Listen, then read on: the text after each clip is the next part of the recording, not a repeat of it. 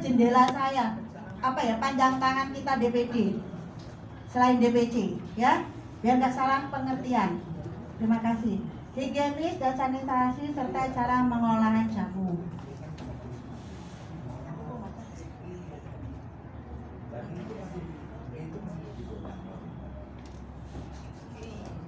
Lemot. Lemot tadi.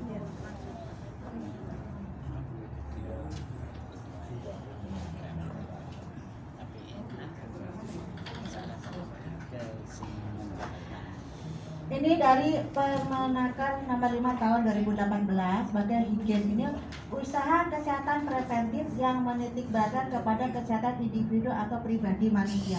Jadi diri kita. Enak pasal joget daster, yo. Sing maca air, sisi bagi pengobatu maca air kaya kate nang kantor. Ya, teman-teman. Ajalah ambil muluk nang pasal di diri gak iso iku ya, gak boleh. Sekarang kan udah ada tuh contoh baju buat atau dewe iso lah warnanya podo. Nanti kalau ininya apa aspeknya bisa kita pesenkan ya, karena kalau jahitkan tuh agak lama, sitok itu tambah kesuwen ya. Ini lah. Terus sanitasi ini untuk ruang lingkup lingkungan kita, usaha preventif yang menitik beratkan kegiatan kepada kesehatan lingkungan hidup manusia. Jadi kayak tempat yang tadi saya sebutin, ruang tamu ya kan, terus ruang ramuan, ruang pemeriksaan itu juga harus bersih ya. Kalau bisa dibuat data ya seminggu 2-3 kali kebersihan dari jendela, dari kipas angin, meja apa itu dibersihkan. Mungkin kalau yang nyapu tiap hari ya kan, kalau ngelapar tiap hari mungkin yang kipas anginnya gak tahu seminggu 2 kali atau 1 kali, kelihatan rapi bersih ya. Lanjut Mbak.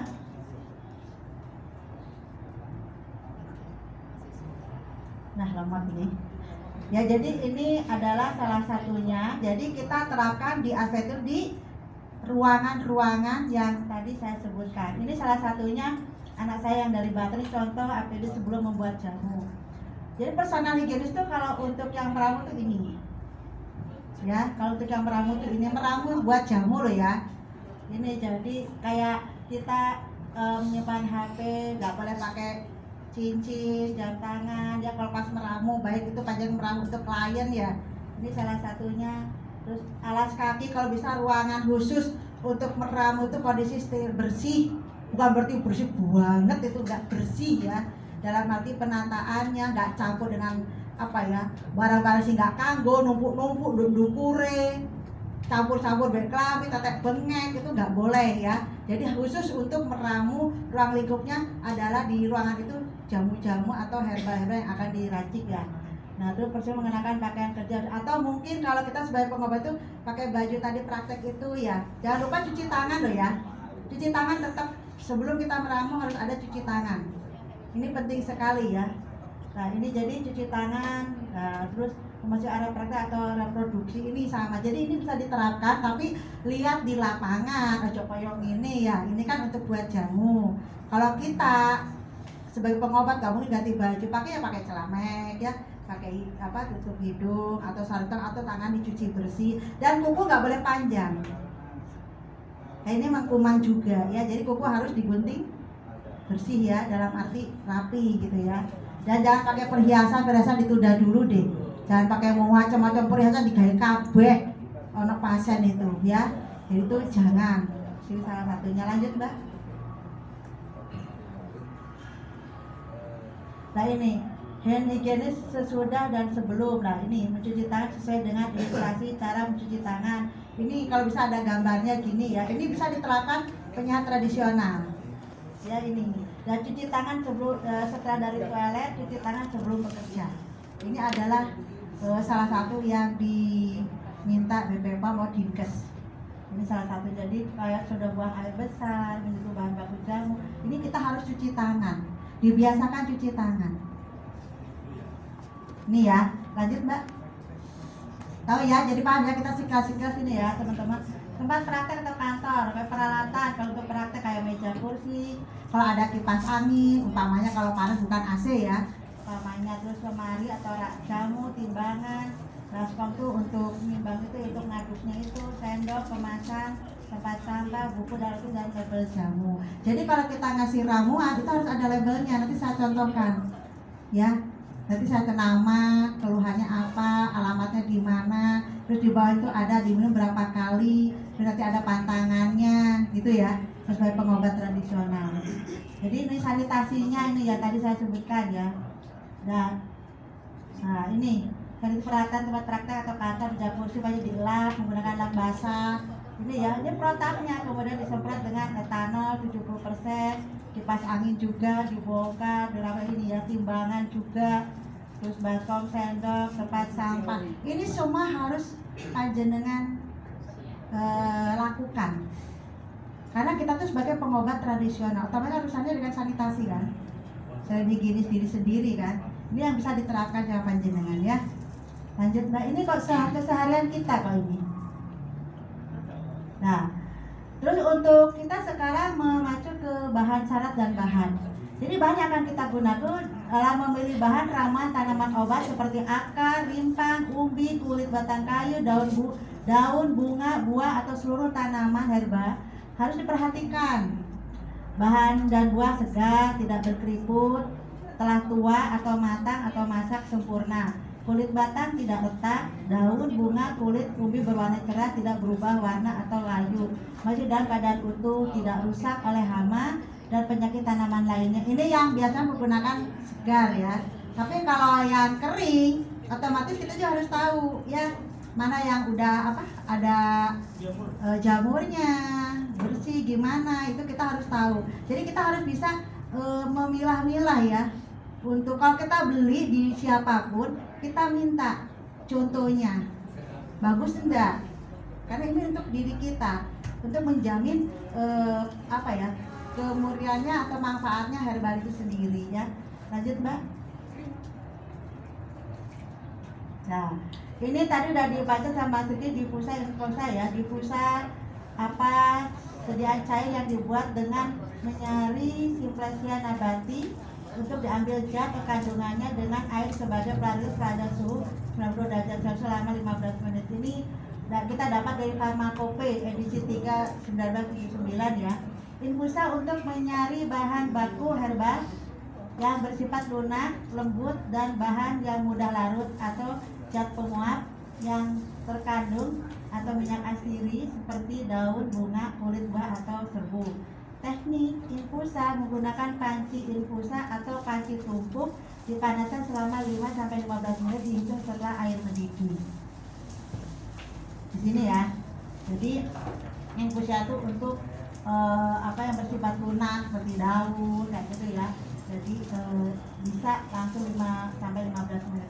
Detosa sediaan cair yang dibuat dengan menyari Simplesia nabati untuk diambil zat atau kandungannya dengan air pada suhu 90 derajat Celcius selama 30 menit. Kalau tadi kan yang lunak kan 90-15 menit, kalau yang keras itu 30 menit ya. Suatu cara mencari bahan baku herbal yang bersifat keras seperti biji, akar, rimpang, batang, dan kulit batang. Teknik detox ini dilakukan dengan cara merebus bahan baku herbal secara langsung dengan air yang dipanaskan sampai mendidih, kemudian api dikecilkan dan ditunggu 25-30 menit. Jadi kondisi air dingin dimasukkan bahannya itu bareng ya. Tapi kalau yang infusa itu mendidih dulu baru dimasukkan bahannya ya. Lanjut Bang.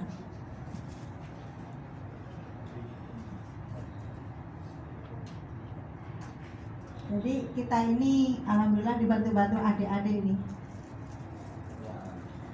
Usia panen tanaman, ini nggak bisa ini kan? Usia panen tanaman obat dipanen pada saat tanaman memiliki kandungan senyawa aktif pada kadar optimal yang diperoleh pada umur bagian tanaman dan waktunya tertentu. Misal, rimpang dipanen saat daun mulai menguning. Misalnya rimpang kunyit, tanaman kunyit siap dipanen pada umur 8-18 bulan. Saat panen yang terbaik adalah pada umur tanaman 11-12 bulan. Untuk akar dipanen pada tanaman yang sudah tua pada akhir masa vegetatif atau daun saat mulai menguning. Jadi udah rontok daunnya ya. Kulit batang dipanen umumnya pada musim penghujan, misalnya kayu manis, Panen terbaik ditandai oleh warna daun yang sudah menjadi hijau tua.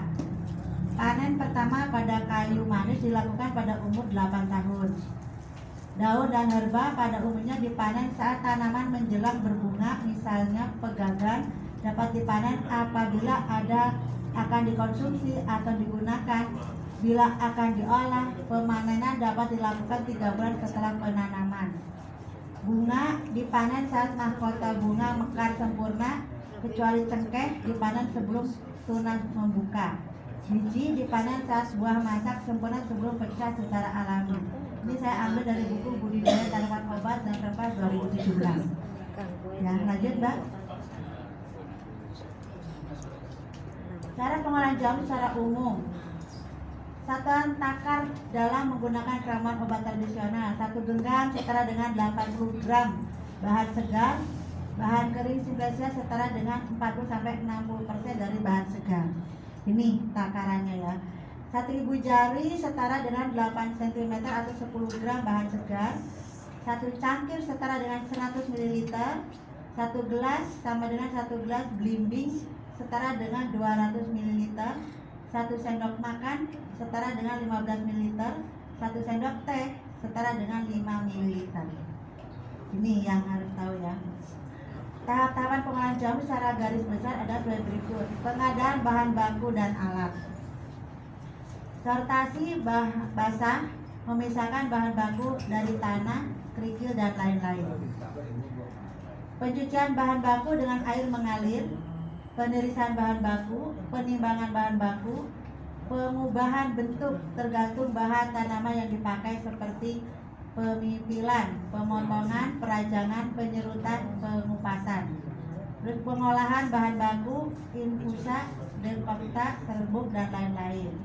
Pengemasan dan pelabelan jamu, penyimpanan jamu. Penyimpanan jamu juga ini penting. Ya, lanjut Mbak.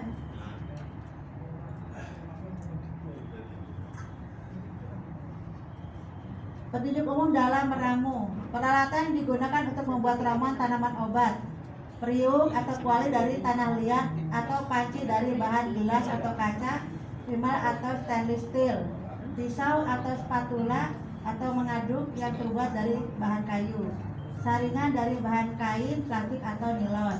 Pembuatan ramuan obat tradisional dari bahan-bahan segar dilakukan dengan mendidihkan air terlebih dahulu. Kemudian bahan dimasukkan dan dibiarkan selama 10-15 menit di atas api kecil dalam keadaan panci tertutup. Untuk memasukkan bahan tanaman obat dalam merebus, dahulukan yang keras yaitu batang, kayu, kulit, dan akar. Setelah itu masukkan bahan yang lebih lunak yaitu umbi, bunga, dan daun. Jangan menggunakan peralatan dari bahan aluminium, timah atau tembaga karena mudah bereaksi dengan tanaman obat sehingga dapat meracuni dan mengurangi khasiat tanaman obat itu sendiri. Nih, kalau panjenengan buat ramuan sendiri ya. Jadi ini adalah tuntunannya. Nanti kita bagikan ya teman-teman ya. Biar tahu pakai barang apa sih kita bisa membuat jamu. Ya, jadi alat-alat apa yang memang nanti tidak menyalahi aturan. Dan ini yang diminta sama Badan POM, Dinkes ini. Kalau kita meramu buat ramuan, mesti mereka tanya pakai alat apa sih? Ini yang disebutin. Ini contoh-contohnya. Timbangan, panci steril, centong steril, baskom, parutan, talenan, pisau, saringan, sendok, dan ini semua. Dan ini harus selalu dibersihkan. Selesai kita pakai, kita bersihkan, kita simpan di tempatnya. Mau pakai, kita cuci lagi. Karena kita kan nggak ngerti cecek lewat, semut lewat kan nggak ngerti ya. Jadi kita usahakan cuci kembali sebelum dipakai kembali. Jadi ini kita harus betul-betul mendisiplin diri. Kadang-kadang kan nggak ngerti ya, jadi gitu ya.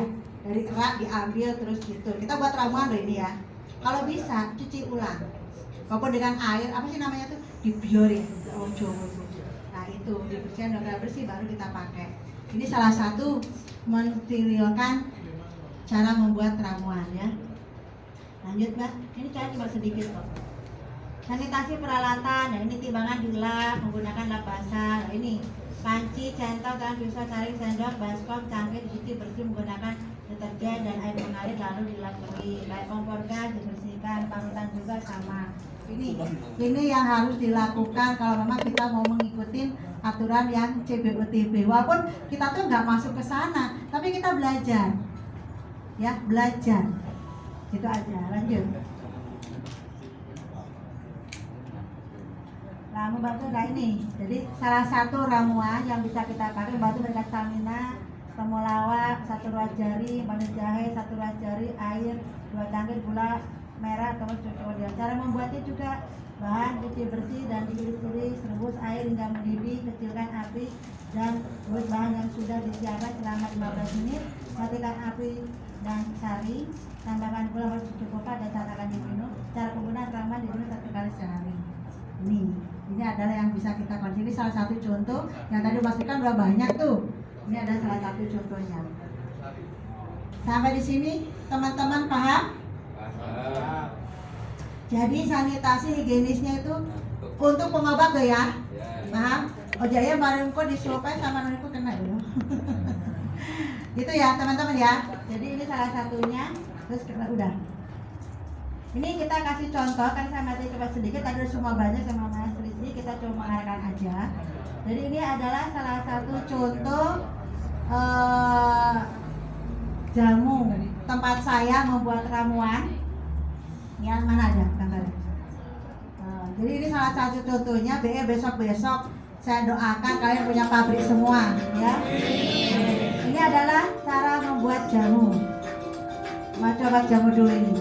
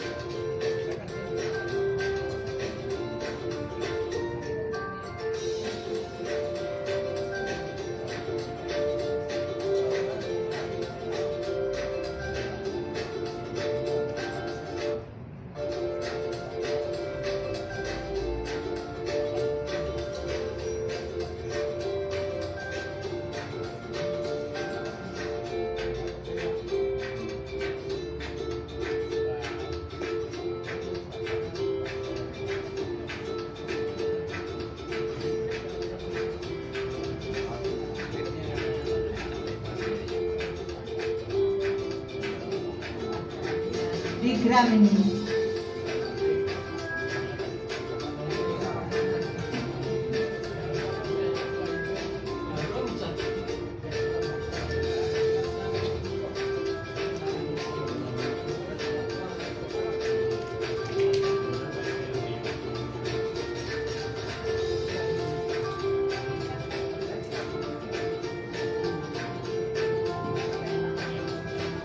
Ini yang nggak pakai pen ya, jadi cuma pakai buku.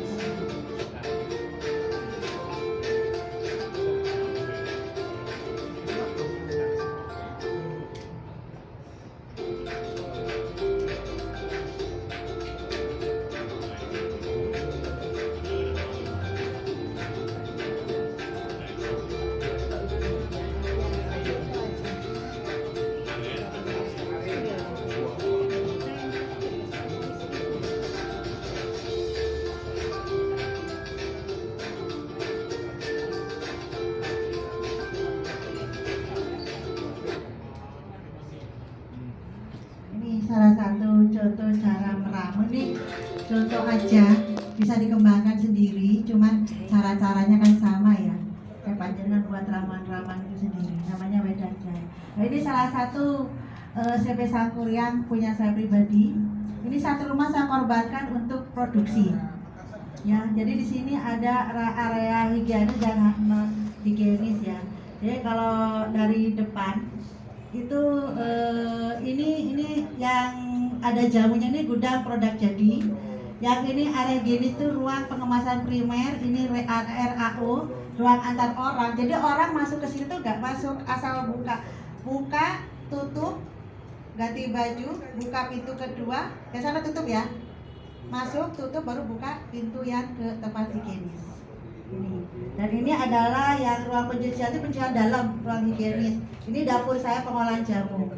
Dan itu ada janitor. Saya diminta buat janitor, saya beli 650.000. Kayak tempatnya, kayak sapu, kayak gaya ngepel. Ini janitor itu, lemari janitor ini. Jadi lemari janitor di ruang higien itu enggak boleh sembarangan, harus ada lemarinya tersendiri. Akhirnya aku pesen untuk 650.000. Ya itu bodoh itu. Ini salah satunya ya. Jadi yang lainnya nggak ada gambar yang lainnya. Nah, ini ya, jadi ini salah satu contoh aja di mana memang kebersihan itu betul-betul diminta sama BPOM itu mengikuti standarnya CBUTB. Ini salah satunya ya. Jadi mungkin teman-teman nanti ada gambaran. Kalau untuk izin UKOT 2 sama dengan saya, bukunya ada. UKOT 1 beda lagi. Ya, UKOT 1 itu yang buat cairan COD, cairan obat dalam. Kayak kapsul, kayak minuman obat batuk, kayak itu semua tuh UKOT 1. Kalau UKOT 2 tuh cuman membuat instan, serbuk instan aja seperti saya ini. Ya, jadi saya tuh bisa serbuk instan dengan COD, cairan obat COL, cairan obat luar kayak buat apa balur-balur, obat gosok itu bisa. Tapi kalau UKOT 1 itu bisa COL, COD, cair obat luar, cair obat dalam, pengapsulan, pakai ekstrakan itu bisa di UKOT 1. Dan yang bertanggung jawab adalah apoteker. Kalau saya asisten apoteker yang bertanggung jawab. Jadi paham ya teman-teman ya. Jadi ayo dari gambaran ini panjenengan praktekkan di rumah sesuai sebagai pengobat tradisional. Dipetik dari ini kita harus bagaimana? Kembangkan sendiri. Ya, teman-teman buat SOP, buat satu aturan harus gini gitu. Jadi tahu kita itu pertama ini pembersihan ruangan berapa minggu sekali, apa gitu ya. Paham ya teman-teman ya? Biar kita tuh terlatih gitu loh. Karena belum ada kalau untuk penyiar tradisional tuh CBUT tuh belum ada. Dan saya udah tanyakan ke Badan POM untuk masalah pengkapsulan, kalau langsung dikasih ke klien itu boleh dan tidak perlu izin. Tapi kalau dijual bebas itu harus berizin. Tapi kepolisian nggak gitu, Dinkes nggak gitu. Kapsul tetap harus berbadan POM. Mama BP POM mengatakan nggak masalah mengkapsulkan. Dua ini kan bingung no ya. Nah ini aku protes. Ayo duduk bersama BP POM, Dinkes masalah pengkapsulan, karena BP POM itu tidak ada ranahnya untuk menyidak kalian, menyidak pengobat tradisional itu tidak ada ranah ke sana. Dinkes yang ada untuk menyidak. Tapi aturannya kalau BP POM mengkapsulkan tuh boleh, cuma tidak dijual belikan sesuai permintaan klien. Tapi kalau Dinkes harus berbadan POM. Bingung kan? Gawe jalan keluar, gawe do omah, gawe tepan ke titik-titik ae. Oh jodek kayak dok kono kena akhirnya. Ya. Wis kok pinter-pinter ae. Teman-teman ya, cuma titip. Waktu buat tanggal berapa? Kadalamnya kalau kapsul tanggal berapa? Bulan. Ya kalau kapsul itu sekitar 6 bulanan kalau nggak ada pengawet. Karena kalau nggak ada pengawet itu ada uget-ugetnya. Jadi sama kalau mengkapsulkan, simpan ada apa Mbak, menyimpan produk yang itu tuh nggak, maksudnya tuh gini, seperti kita kan di ruangan produk kita buat disimpan di itu loh, di lemari itu loh. Nah, jadi kita nyimpan di lemari. Tanggal berapa kita buat meramu kapsul. Nanti dalam 1 minggu dilihat. Ugut-ugutnya enggak. Kalau kita ada kapsul itu ada di rumah berarti aman. Tapi kalau kapsul yang kita simpan ini, ugut berarti yang di tempat itu udah kadaluarsa, nggak usah dikasihkan. Jadi ada sampel yang disimpan khusus per pembuatan kapsul. Ingat ya teman-teman ya. Buat kapsul ramuan ada sampelnya disimpan. Diteliti sendiri, berubah warna dan tidaknya, ugut-ugutnya enggak, itu pentingnya sampel yang disimpan, ya teman-teman, mengontrol. Kalau kita buat ramuan sendiri, lanjut, udah ya. Itu teman-teman ya dari saya mungkin sekilas, tapi bisa diterapkan karena saya kan pembuat jamu, perusahaan jamu, tapi saya juga di Aspetri. Tapi kita ambil segi positifnya tentang higienis sanitasi ini untuk di tempat praktek kita. Terus kembangno dewi. Ya, paham ya teman-teman? Ya, jadi kalau buat ramuan simpan. Buat cairan simpan, ada. Di botol kecil simpen, berubah ndak, berapa tahan lamanya. BE kok klien ngombe sak minggu kuwi kurang sampai je ono, berubah ndak ini. Jadi nanti kalau kita edarkan kasih klien ada apa-apa, kita tahu pembuatan tanggal berapa. Kita harus tahu ya. Jadi tanggal pembuatan dan kadaluarsa itu harus ada. Tanggal pembuatan tanggal berapa, bulan berapa, tahun berapa. Kadaluarsa tanggal berapa dari sampel ini yang kita tahu. Paham ya teman-teman ya? Nanti kalau ada klien yang protes, aku sekian bulan kok BI kok saya gini, kita lihat sampelnya nggak mungkin karena kan setiap buat kita nyimpan sampelnya. Contohnya, ya bisa kan teman-teman kita terapkan? Bisa. Oke, terima kasih. Itu ya dari saya. Mungkin ada pertanyaan yang lain? Monggo sebelum dilanjut, monggo.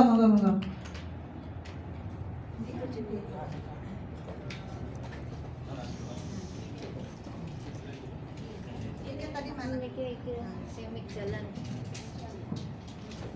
Monggo. Terima kasih. Assalamualaikum warahmatullahi wabarakatuh. Salam. Perkenalkan, saya Susilo Ari Christian dari Welingi Blitar. Mencermati apa yang disampaikan oleh Bu Tati tadi, itu adalah kebanyakan pengobatnya ya Bu. Ya. Sedangkan saya bergerak di praktisinya, Betul. di lurah. Nah, untuk persyaratan-persyaratan seperti yang harus dipersiapkan seperti begini, saya kan bertempat tinggal di perumahan Bu. Perumahan itu kan kecil sekali, Iya. ya. Kalau harus menyediakan apa tempat, ya itu kan ruangannya nggak ada Bu. Kita akan Buat cemilan, Pak. caranya Mas. Sama kasih tahu tempat-tempat sampai ini saya kasih tahu. Gimana caranya untuk menata ruangan panjenengan? Ya gimana Bu? Ya kan saya nggak tahu fotonya, kayak apa gambarnya. Ya, itu nanti saya bantu. Ya. Iya Bu, Oke. ya terima kasih. Oke, sama-sama. Mungkin satu lagi. Monggo. Satu lagi, monggo. Oh iya, monggo.